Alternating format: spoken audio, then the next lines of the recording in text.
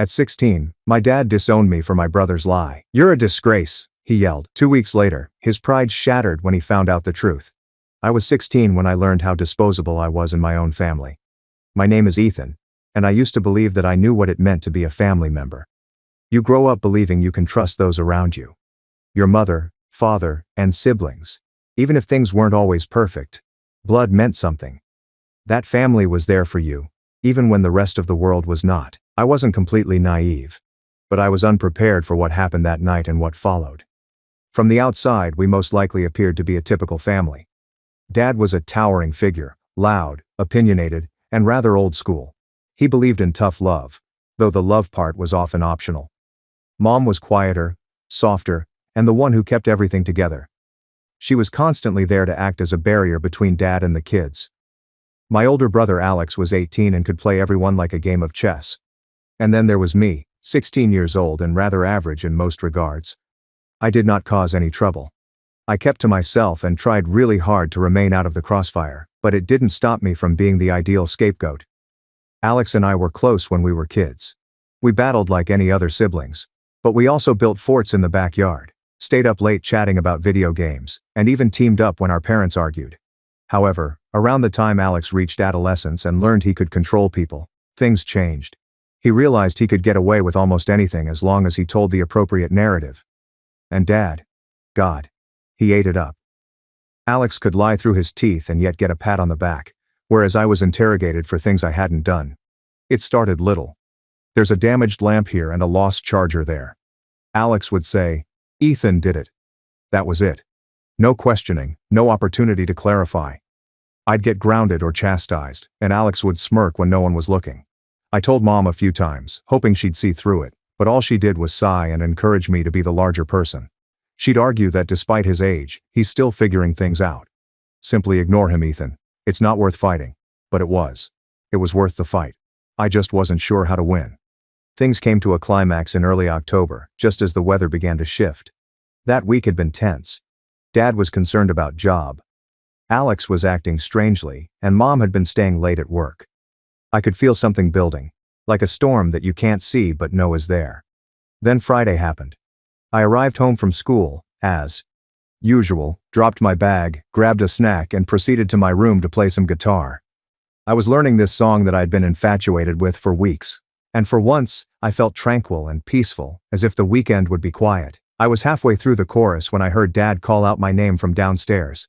Not just calling and yelling, the kind of tone that makes your stomach turn instantly.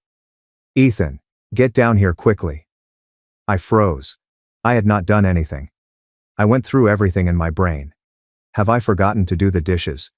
Was there a chore I overlooked? I laid the instrument down carefully and walked downstairs, my pulse pounding in my chest. Dad was standing in the living room, arms crossed, face flushed. Alex was seated on the couch, staring at the floor, performing the innocent act that he had mastered over the years. There was a shattered picture frame on the coffee table.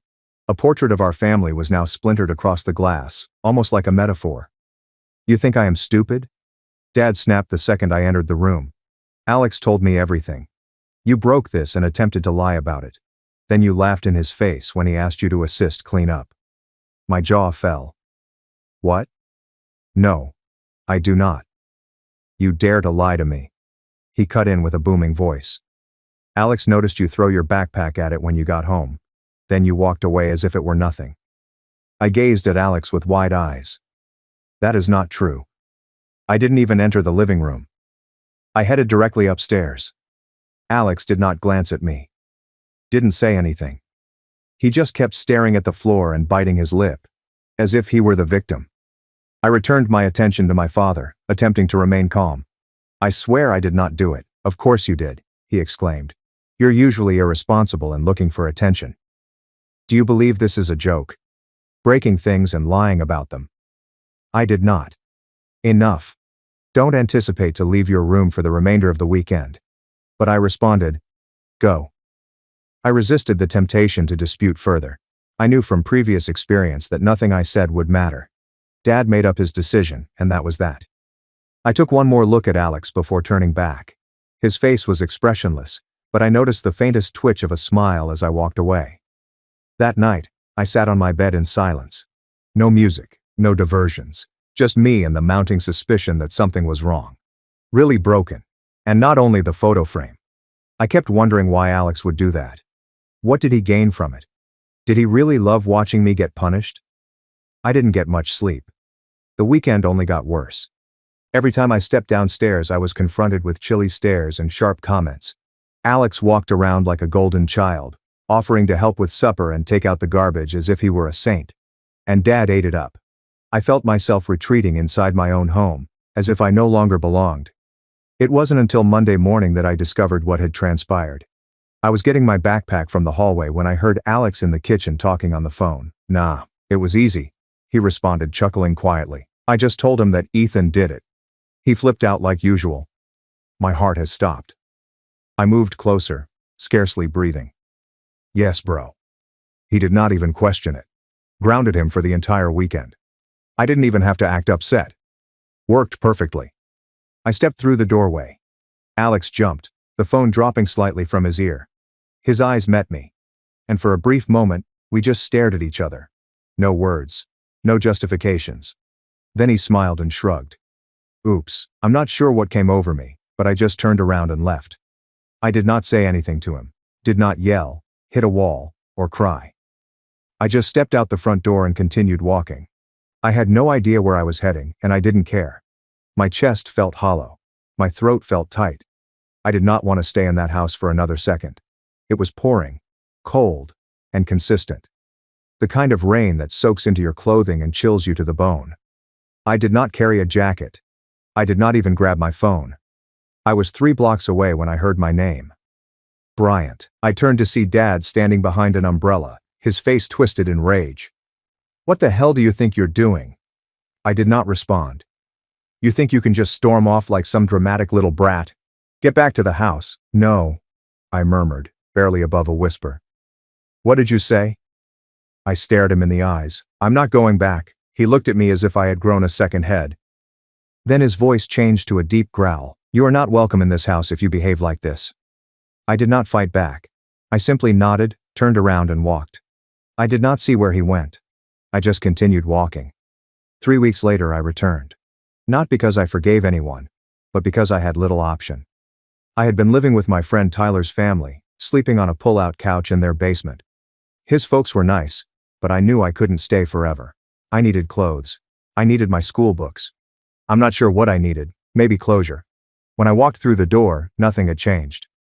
Alex sat on the couch, eating chips and playing video games. Dad was in the kitchen, joking with some of his auto shop co-workers. They were boisterous, making jokes and sharing stories. Then I heard it. "Yeah. I kicked him out in the rain," Dad said, chuckling. "Little punk thought he could defy me. Let him walk. Maybe that taught him something." The guys laughed. I stood motionless in the hallway, each word soaking in like a stone. And then I saw her.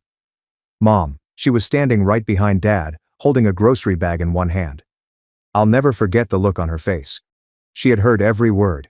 And for the first time in a long time, I noticed something different in her gaze. Something sharp and frigid. And I knew things were going to change. I did not move. I could not. My feet were stuck to the floor as I saw Mom look at Dad as if she had never seen him before. She said nothing at first. She merely stood there, her keys still in hand and the grocery bag slipping from her fingers.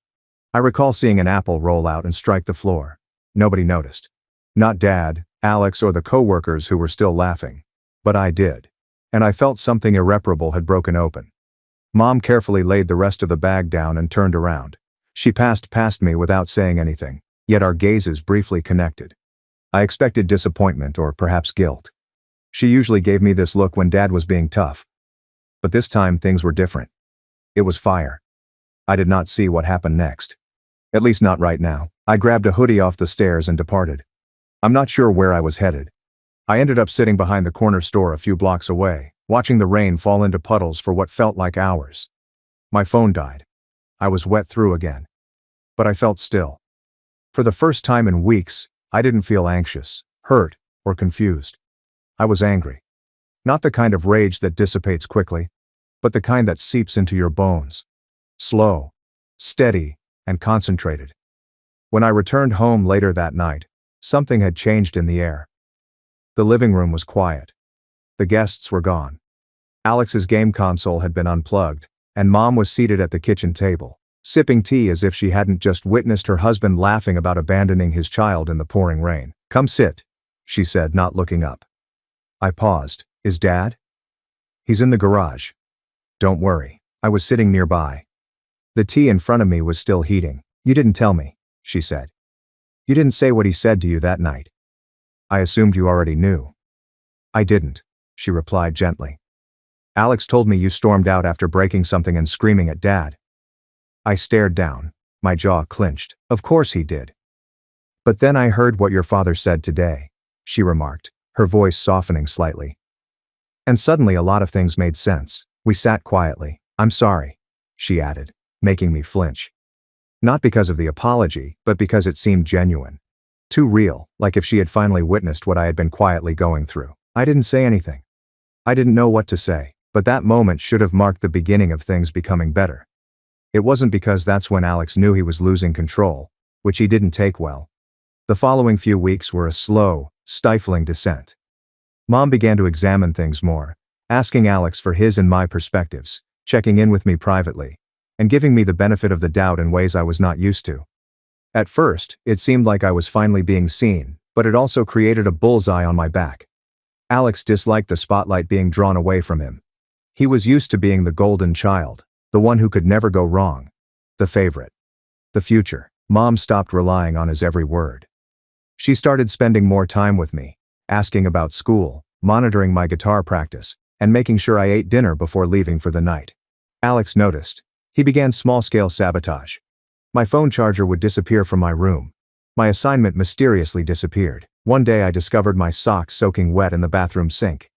I didn't have proof, but I was certain it was him. His smug little sneer as I came downstairs hunting for my belongings told me everything. I tried to ignore it. I told myself he'd become bored eventually, but Alex wasn't wired that way. If he couldn't be loved, he'd settle with being feared. When he couldn't manage the narrative, he'd burn it down. I got home from school one night to find Dad pacing in the living room, his eyes wild. Alex sat on the stairs, head lowered, like a sorrowful little martyr. "Where is it?" Dad asked the moment he spotted me. "Where's what?" "You know exactly what." "I really don't." $250 from my top drawer," he replied. "Gone." My gut plummeted. Not because I took it, but because I saw where this was headed. "I didn't take anything," I said. "Why would I even—" "Alex saw you going into our room yesterday." "I was looking for Mom. Don't lie to me." I looked at Alex, who seemed hurt. "I saw him go in after school." I didn't think anything of it until I overheard him on the phone bragging about having cash for a new amp. My lips were dry. "What? That's not—" "I'm done with the lies," Dad yelled. "I should have never let you back in this house." "I didn't. You think I'm stupid? You think I wouldn't notice when money goes missing the same day you're bragging about gear?" "I never said that. Ask Tyler. Ask literally anyone. I haven't been saving for anything. I've been working at the corner store every weekend to pay for that amp. You can check with Mr. Hernandez." Dad scoffed. "Yeah. Well, see what your manager says." He stormed away. I stood there shivering, not in fear, but in wrath. And Alex. Alex simply smiled and walked by me as if nothing happened. That night I sat in bed, staring at the ceiling, reflecting on all the times I let things go and didn't push back. Every lie Alex uttered, every punishment I received, and every time Dad blindly believed him taught me a valuable lesson. They wanted me to be silent. They needed me to, but I was not going to do it anymore. The next day at school I saw the guidance counselor. I told her everything, not just about the money, but also about the months before it. The routine, the lies, and the care at home. She listened. She jotted things down. She nodded frequently, but I wasn't sure whether any of it meant anything. Nonetheless, it felt nice to speak it aloud. When I arrived home that afternoon, Dad was waiting for me with his arms crossed. Alex was already sitting on the couch, eating chips as if nothing had occurred. "You told your school that we were abusing you?" Dad yelled. I froze. "Your counselor called. Said they're opening a case. Said someone's coming to do a home visit." Alex smirked now. "Nice one, Ethan. Very mature." Dad took a step closer. "You think this is a game? Bringing strangers into our house? You want to humiliate your family? Fine. But you better pray they find something, because if they don't, you're out for good." I looked at Mom, who had just entered the room with laundry. Her eyes were large. "You threatened him?" she inquired. "He's trying to ruin us," Dad yelled. "He wants to tear this family apart because he's too lazy to take responsibility." "He's 16, she said. "You're a grown man. You don't get to threaten your child just because he finally spoke up." That silenced everyone, but not for long. 3 days later, the social worker arrived. She spoke to each of us separately, asking questions and taking notes. I told her everything again. She was patient, but her expression revealed nothing. I wasn't sure if she believed me. I had no idea what would happen, but Alex did, and he panicked. The following morning, I awoke to commotion. Mom was yelling. Dad roared. Alex was crying. I came downstairs and noticed it. Mom is holding Alex's phone open to a group chat. There were screenshots, images, and texts from Alex's conversations with his friends, like the following. "Watch this. I'm going to get Ethan kicked out again and my dad believes anything I say. El Mayo, that is." There were also videos. One of them is pretending to cry after smashing a plate. Another of him ridiculing me after I was grounded. It was all there. Everything. I remained there, transfixed, while Alex attempted to protect himself. It was just jokes. They're my friends. None of it's real. But Dad was not listening. Mom wasn't either. And for once, I didn't have to carry the stillness. I expected things to improve at this point. That Alex would face the consequences. That maybe, just maybe, I might be believed without having to bring the truth to light. So what happened next?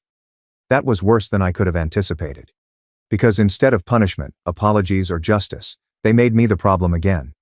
And what happened next? That was the breaking moment. It's strange how everyone says the truth will set you free. As if dragging it into the light causes everything wrong to instantly flip right.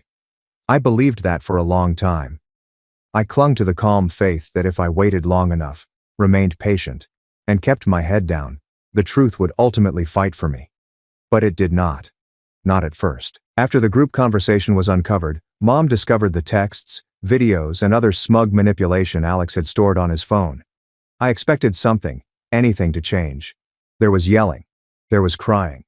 Threats were flung like knives across the living room. But in the end, nothing much changed. Not that it mattered because I still ended up being blamed. It began with Dad. He didn't say anything at first, just glanced at Alex and then at me, as if the weight of the truth was too much for him to confess he'd been wrong for years. Then he shook his head and said something that still bothers me. "You could have handled this privately." I blinked. "What?" "You didn't have to humiliate your brother like that. You went through his phone. You think that's okay?" "I didn't go through anything. Mom did. And what are you even talking about? He's the one who set me up for months. Lied. Got me kicked out. He said it himself. He did it all on purpose." Dad snapped. "He's a kid. He's still learning. You should have talked to me like a man instead of crying to your school." My heart sank. There it was. The wall. Even with all the evidence in front of him and Alex's own comments echoing throughout the home, Dad couldn't get past his pride. He did not want the truth. He desired control. And in his eyes, I'd broken the chain. Mom attempted to stick up for me. She defended me that morning and pushed Dad in ways I had never seen before. But it did not last. By dinner, she was silent and aloof. When I asked whether she was okay, she simply seemed exhausted. "I'm trying to keep this family together, Ethan," she said quietly. "You don't understand how hard that is." I did, but I also knew something else. It wasn't my duty to keep the pieces together anymore. After that day, things grew worse. Not louder, but quieter, which seemed crueler. Alex did not speak to me at all. Just strolled past me as if I didn't exist. Dad scarcely acknowledged me. Mom spoke only as required. There were no more accusations or screaming battles. Only silence. Cold, harsh, resounding quiet. It felt as if I had died and no one had the decency to arrange a funeral. The house visit with the social worker ended with a shrug. She stated that there was insufficient proof of abuse to warrant a formal intervention. Unfortunately, emotional neglect was a hazy area. "Monitor the situation," she advised my counselor. "Let us know if anything escalates." As a result, I stopped expecting and asking for support. I reached rock bottom about a week later. It was Thursday. I'd stayed late after school to help the band teacher organize music stands, mainly to avoid coming home. When I eventually arrived, the front door was locked. There was no note, phone call, or anything. I knocked, and Alex responded. He looked at me through the glass for a time before gently, methodically closing the door again. I waited on the porch for 20 minutes, expecting Mom would come unlock it, that it was simply a mistake, that someone had forgotten I didn't have a key. No one arrived. I eventually departed again. I returned to Tyler's apartment, soaking through and silent. His mother opened the door before I could knock. "Oh, honey," she replied sweetly. "Come in." They didn't ask for an explanation. Simply allow me to shower, dry my clothing, and prepare my dinner.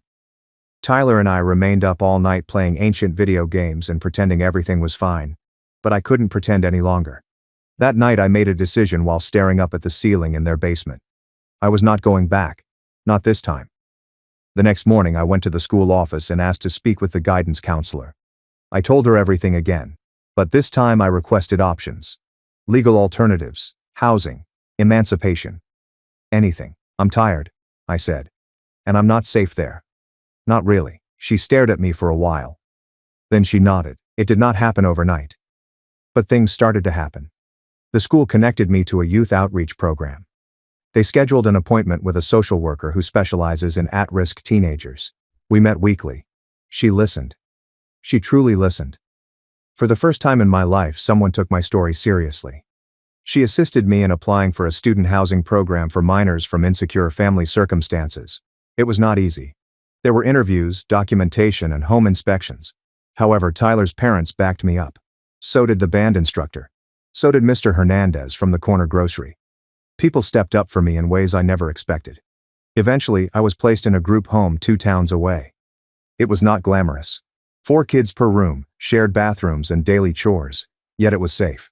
For the first time in months, I was able to breathe. I began rebuilding one component at a time. I landed a part-time work at a music store near the group home. Keith, the manager, loved my ability to tune guitars by ear. He let me help with repairs and paid me under the table until the paperwork was completed. I saved every cent. I enrolled in therapy through a youth program. I did not want to at first. I'd always dreaded talking about my emotions, but Carla, the therapist, had this way of making you feel like you weren't damaged, just rearranged. I told her everything. The falsehoods, the favoritism, the way I'd abandoned my own family, and she didn't try to fix me. She simply let me be. At school, things gradually improved. The news spread, but not in a harsh way. Several children began sitting with me during lunch. One of the seniors in band urged me to join his garage band. I said yes. We began practicing after school, jamming in his dad's shed. I hadn't realized how much I missed feeling like a part of something. I also began performing better in class. I'm not sure why exactly. Maybe because the chaos had subsided, or because for the first time, I was doing it for myself. I even received a small award for a song I wrote and entered anonymously into a statewide music competition. It was a basic piece, just me and my guitar. But the lyrics were genuine and honest. The judges deemed it haunting. I didn't tell anyone it was about Alex or Dad, or standing in the rain at 16 years old waiting for a door that never opened. The descent was gradual and painful, but the increase was mine. And somewhere in the midst of it all, I realized something significant. You do not need a broken family to be entire again. You simply need to quit waiting for them to heal you. I was now rebuilding, brick by brick, step by step. But I wasn't finished. Not yet, because as much as I wanted to move forward, there was a part of me that craved something more. Closure. Not the type that comes with forgiveness, but the sort you take back with your own hands. And when the occasion arose, I did not hesitate. It's strange how rage can settle on you like embers from a wildfire. Quiet, nearly unnoticeable, but always warm and searing. For months I had buried the worst of it beneath the minor successes. My employment at the music shop, band practice, and scholarship. Everyone said I was doing well. My school counselor said I was resilient. Carla claimed I was mending, and in some ways I was. But there was still a part of me, this obstinate, pulsing agony that hadn't gone away, that remembered the cold rain on my hoodie. Alex smirked through the glass. My father's voice was like a door slamming shut. "You're not welcome in this house." That statement played on repeat several nights. I wasn't preoccupied with revenge as I lay in bed at the group home, staring at the ceiling. Not precisely. I didn't want any violence or a dramatic courtroom moment where I stood up and pointed at them like in a movie. No, I wanted something much simpler. I wanted the truth to matter. I wanted them to feel as I felt, and I wanted power. That's where it began. The concept came slowly, like a guitar riff I couldn't get out of my mind. It began as a notion, then evolved into a plan, then a project, and finally information. People forget that teenagers are constantly observing, listening, and taking notes. And I had spent my entire life doing exactly that. I knew my father. I knew how he thought, how he lied, how he boasted, and how he never examined the minor details because he was too busy exaggerating the major ones. I understood how much he valued appearances, respect, and being the guy everyone looked up to in his circle. I also sensed Alex was weakening, that his golden child facade was crumbling now that I wasn't there to absorb the heat. I still had mutual friends at school, and they told me stuff without realizing they were helping me. Stories of Alex skipping class, getting into fights, and mouthing off at teachers. One student claimed Alex had begun bragging about being able to hack grades and manipulate attendance in the school system. That piqued my interest, so I began asking around slowly and cautiously. It turned out that Alex had gained access to the school system without using hacking tools. Exactly. One of his acquaintances had an older brother who worked in information technology for the district. They'd discovered a backdoor into the school site using a shared admin account and a password written on a sticky note in the lab. Alex had been using it for months, not only to correct grades, but also to eliminate absences and submit bogus assignments. He even included an extracurricular activity on his transcript that did not exist, and no one noticed. That was the beauty of favoritism. Everyone assumed the best about him. I did not tell anyone. Not yet. Because I wasn't prepared to move.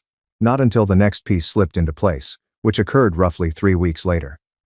I was working at the music store when Keith, the owner, pulled me away and handed me a large envelope. "What's this?" I inquired. "Your competition prize?" he inquired. "They sent it here since you listed the shop as your primary mailing address." Smart, by the way. I retrieved it. The inside contained a check. $2,500. More what I had imagined. Enough for a new guitar. Perhaps even enough for my used laptop. But I did not spend it. Not yet. Because now I had the means, and the motivation. There's just one more thing to do. I contacted Tyler that night. We hadn't chatted much lately, simply drifted like people do, but he was still the only one who had witnessed what happened to me in real time. He didn't hesitate when I asked to meet.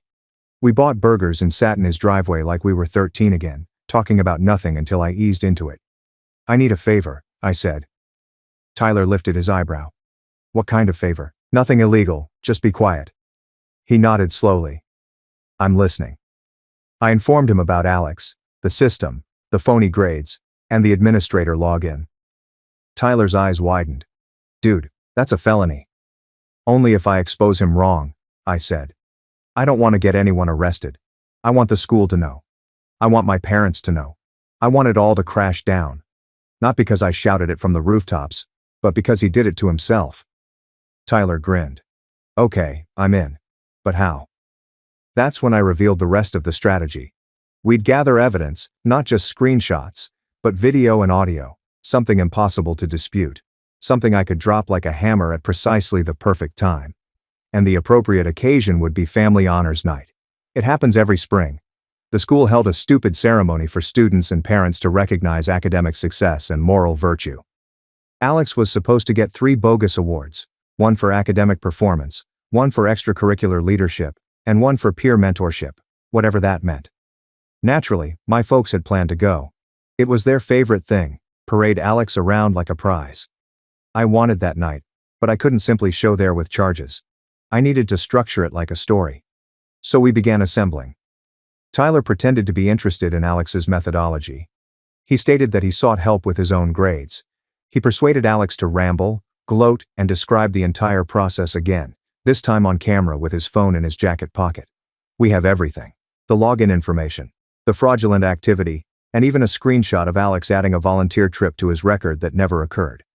Meanwhile, I approached the competition board for the music scholarship. I told them I wanted to give a portion of my award money anonymously to help support future entries for children in group homes. They loved the concept. They invited me to attend honors night and receive a special plaque in front of the audience. Perfect. Now I had a cause to be present. On the day of the event, I wore a borrowed blazer and stood to the side while Alex and my dad mingled with the staff. My mother spotted me first. Her expression altered. Shock, followed by reluctance, and then something resembling shame. "Ethan," she informed me. I didn't know you were coming. I was invited, I replied simply. Scholarship award. Alex stopped laughing and paled as he noticed me. What are you doing here? I asked, smiling. Oh, I'm just here to support my family. Isn't that what this night is all about? Dad said quietly. Just gave me a once-over and groaned. Typical. The ceremony began. Names were called. Applause echoed. I received my certificate and stepped off stage with a stiff smile. Then it was Alex's turn. They went over his accomplishments, grades, clubs, and mentorship. And as the applause rang out, Tyler snuck into the back row where I stood. He gave me a USB drive. I nodded. Showtime. I approached the principal after the ceremony, right as she was applauding my parents. I smiled politely and explained that I needed to show her something vital about the school's online system. She appeared confused, then concerned. I handed her the drive. Everything's on there, I said. You'll want to look through it carefully. She asked queries. I didn't answer them. Not then. I told her to send me an email if she wanted any clarification. Then I left. 3 days later I received the note. A formal request for a statement. Alex was being investigated for academic dishonesty. But it was not the finest part. No, the best part came later, when everything I had been working on finally came together. When they found out the fallout was bigger than I had anticipated. When the principal emailed me requesting a formal statement, I knew the dominoes had finally begun to fall. It did not happen instantly. Nothing in real life ever is. But as soon as I agreed to meet with her and 2 district administrators the next day, I could feel the power dynamic shift. They invited me into a small conference room with a picture of water on the table and notepads in front of each chair. It was calm, professional, and serious enough to make my palms sweat, despite the fact that I knew I had done nothing wrong. They played the videos. They posed meaningful, careful questions. They looked at the screenshots. They even identified the hacked admin credentials that Alex had been using. Apparently, a password reset went unreported months ago. When they were finished, one of the district administrators sighed gently and laid the final printed screenshot down as if it weighed 100 pounds. Thank you, Ethan. She clarified. This is a very significant breach. And the fact that a student has been using administrator access to alter academic records is extraordinarily serious. I didn't make a scene. I did not smile. I just nodded. When will you tell him? I inquired. We'll notify him and his parents today, the principal explained. And his teachers and possibly the board, depending on what else we find. What about the other students? I inquired. The ones he helped change grades for? That depends on the extent of the manipulation, she told me.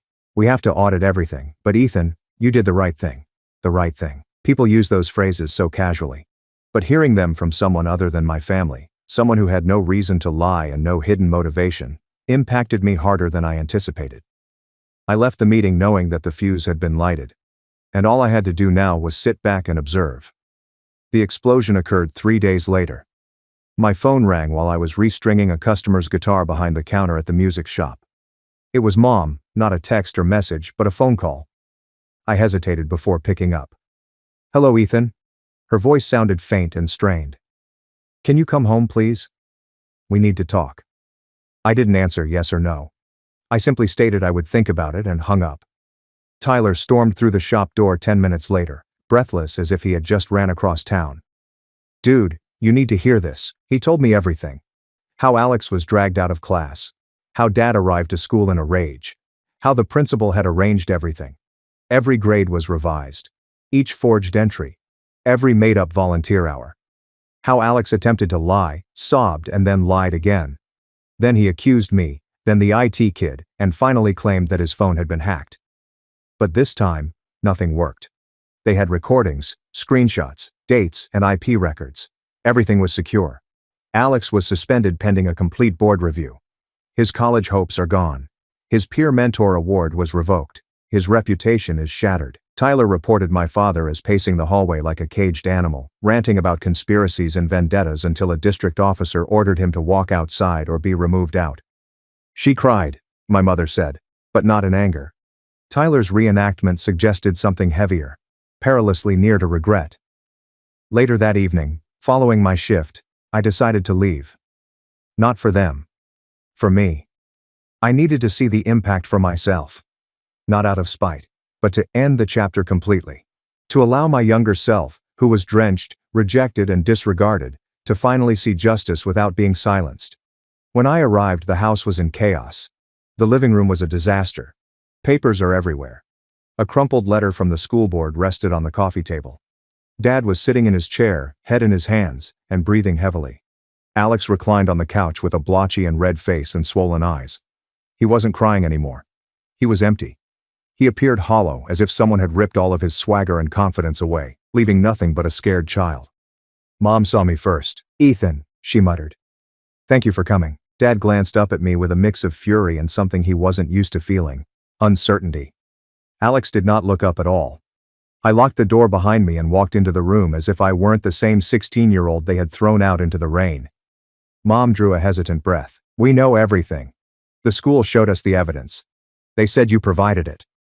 Dad snapped. "So you've been planning this for months?" I didn't respond. "No, I've been living my life. He's the one who forged grades, made up activities, manipulated a school system, and bragged about it to his friends." Dad stood. "You wanted to ruin your brother?" "No," I said quietly. "He ruined himself. I just stopped covering the damage." Alex eventually looked up, eyes blazing and jaw shaking. "You set me up," he muttered. "No, you've set me up for years," I responded. "All I did was tell the truth to people who actually listened." The room was extremely silent. I could hear the refrigerator hum in the kitchen. Mom cleaned her face. "Ethan, why didn't you come to us? Why didn't you give us a chance to fix this?" I laughed gently. Not because I was amused, but out of astonishment. "I tried for years. I told you about the small things, the lies, the favoritism. You always told me to be the bigger person. You always told me not to cause trouble. And then you watched Dad kick me out in the rain because of something he made up. And when the school stepped in, you both treated me like a problem instead of a son." Mom flinched. Dad clutched his fists. Alex seemed to want to disappear. I proceeded with a steady, controlled voice that was almost gentle. "I didn't come here to fight. I didn't come here to watch you unravel either. I came because I needed you to hear this once, clearly, and without interruption." I let out a rasp. "I'm done," Dad scoffed. "What does that even mean?" "It means," I claimed, "you don't get to have power over me anymore. I'm building my own life. I have a job, a place to live, people who support me. I'm not here to fix anything. I'm here to close the door you slammed on me when I was 16.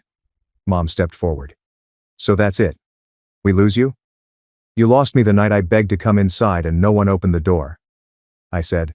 "Tonight isn't about loss. It's about understanding." Alex finally spoke again, his voice quiet. "Ethan, I'm sorry." I studied him. Maybe he intended it. Perhaps he didn't. But it didn't matter because I wasn't the one who needed his apologies anymore. "I hope," I replied softly, "you learned something from all this. Not because you got caught, but because you finally felt what it's like to face the consequences you've been handing me for years." He looked away. Mom cried again. Dad was silent because he was angry, ashamed, or both. It did not matter. I took a step toward the door. Mom muttered, "Will we ever see you again?" "Maybe," I replied honestly. "But not like this. Not with me begging for space or fairness. If you want to be part of my life someday, you'll have to walk toward me. I'm done walking alone." With that, I left. There was no dramatic smash or final scream, just a quiet click of the door behind me as I stepped out into the cool night air. The group home was waiting, my guitar was waiting, my future, which I had created with my own hands, was waiting. And for the first time, the weight on my chest had vanished. Completely gone. As I strolled down the street past the house that I no longer feared, I realized something significant. Revenge was not about destroying another person's life. It was about recovering your own. And I'd finally finished it. I never looked back. Because sometimes the biggest victory is simply walking away and living a life you never thought possible.